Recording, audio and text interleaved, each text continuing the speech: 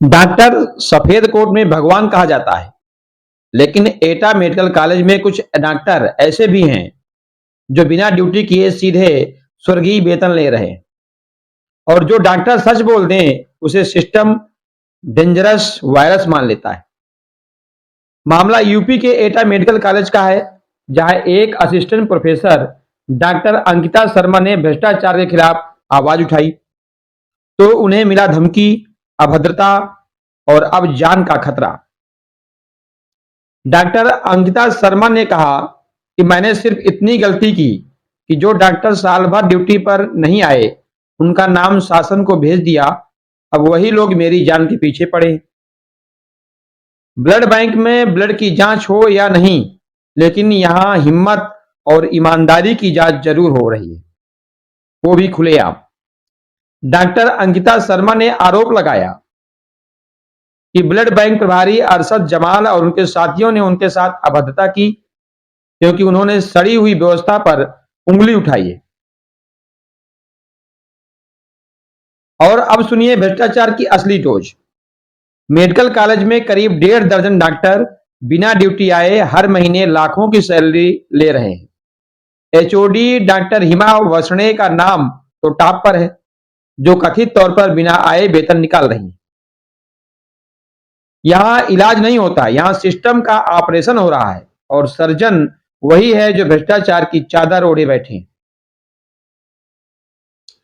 CM योगी से लगाई गुहार, लेकिन अभी तक कार्रवाई 0%। डॉक्टर अंकिता शर्मा ने मुख्यमंत्री योगी आदित्यनाथ तक अपनी शिकायत पहुंचाई है।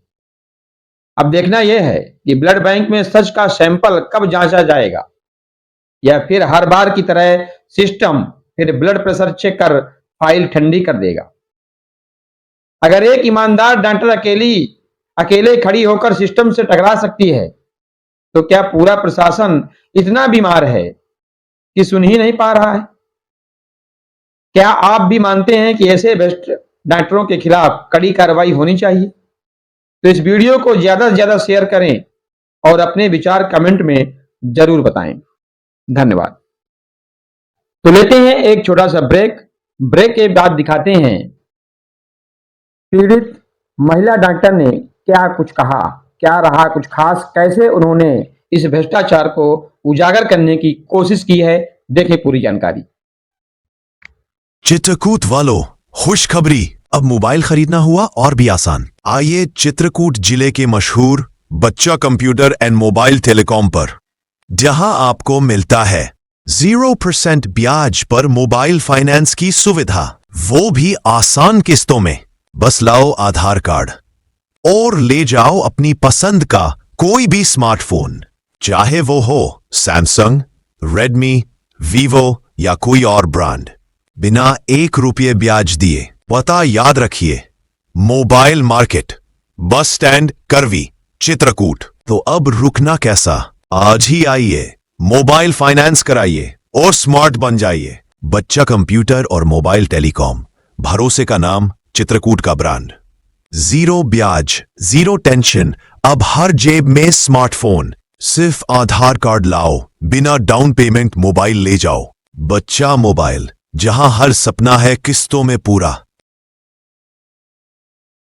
क्या नाम है आपका? मेरा नाम डॉक्टर अंकिता शर्मा है।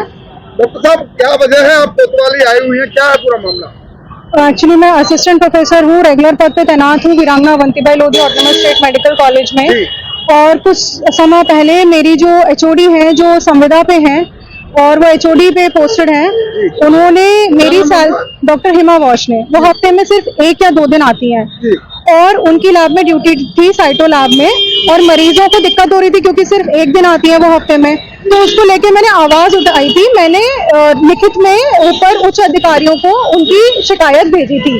उसके बाद से मेरा मानसिक उत्पीड़न करना शुरू कर दिया था। मैंने प्रिंसिपल को भी कॉपी दी थी, तो मेरा कॉलेज में मानसिक उत्पीड़न होना शुरू हो गया था। मुझे शो कॉज पे शो कॉज नोटिस दे रहे थे, जिसका मैं सबका जवाब दे रही थी।